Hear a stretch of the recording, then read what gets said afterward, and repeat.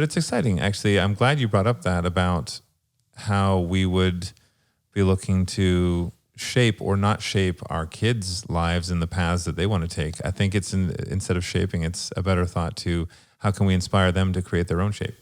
Exactly.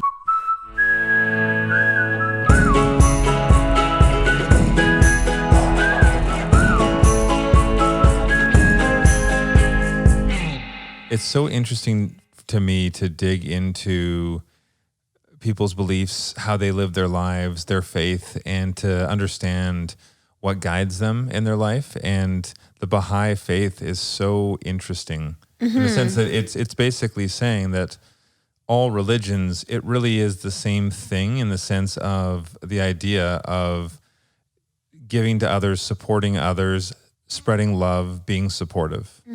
I do subscribe to the belief that there is, not that there's just one religion, but like there's just one everything. Like we are really one family. There's one country that is the entire world. That idea of if you look at a garden, we're all different colored flowers in the same garden. And I really think that that's a cool analogy for us as the human race. And we can go even deeper because we are all flowers of the same garden.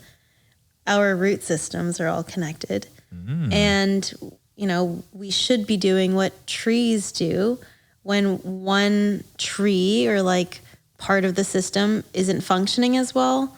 Like that'll be communicated to like other trees, and then they help deliver the resources needed to help that tree thrive. And I think that's one of the issues that so many of us face right now is it's a lack of communication in a way with anybody who is sort of needing that support, or anybody who might have a different outlook on life or a different path. And I think if we all understood each other more, it would make us all get along a little more. Because your mom is Buddhist. And dad. And your dad too.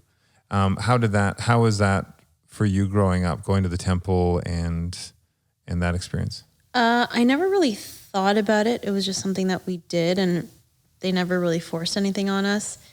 So I never rebelled against it, nor did I like really embrace it.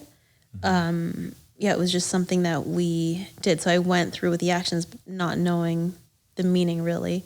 I think it wasn't until grade 11, I think, when I studied world religion that I appreciated religion more, because prior to that, even though I went to a Catholic school, I feel like I was allergic to religion or the thought of religion, just because, you know, you see people fight over different beliefs, and that's just stupid. Yeah. Like, why would you fight each other just because you have a different God or a different belief? But I find what is so sad sometimes is you see that if you read scripture and you see that it's all about love and supporting, and then there's so much violence that comes out of it, that just seems wrong. It's very frustrating. I remember the same as you though, growing up, like we were in a Presbyterian church, and for me at a very young age, it was like going to Parks and Rec to go swimming, or it was going to church. It was just an activity that I would go and do. And then I started to understand a little bit more of the values. And I think it was great because at our church, they were just very much about supporting each other. And they always loved bringing people in that might have been of a different faith, or they were just, maybe they had no faith, but they were willing to bring people in to have them join just to see what we were doing, which was great. So I think that for me in my life, I don't get, it's not going to church every Sunday. That's not the important thing. I think the important thing is living a life of values that you know are positive and supportive and helpful of your community and those people who are not in your community. Yeah. How do you think you would approach religion when it comes to raising our kids? That's a great question. I mean, I think, obviously at an extremely young age, they don't have the mental capacity to make well-rounded decisions. And so I think for us, though, it's a matter of supplying them with what we know and what we believe. And as long as I think we're creating that safe environment that they're allowed to question what we bring to the table and what we're saying, and then we'll try to help them understand why we think this is important. Hopefully that'll help them make their decisions.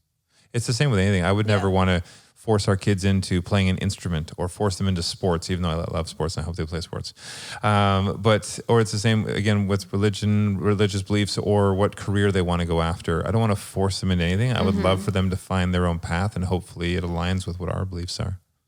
Yeah. Or even if it doesn't, I think that's their path. Yeah, exactly. Yeah.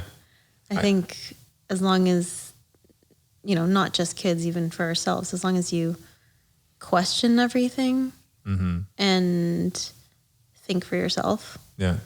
But it's exciting. Actually, I'm glad you brought up that about how we would be looking to shape or not shape our kids' lives in the paths that they want to take. I think it's instead of shaping, it's a better thought to how can we inspire them to create their own shape.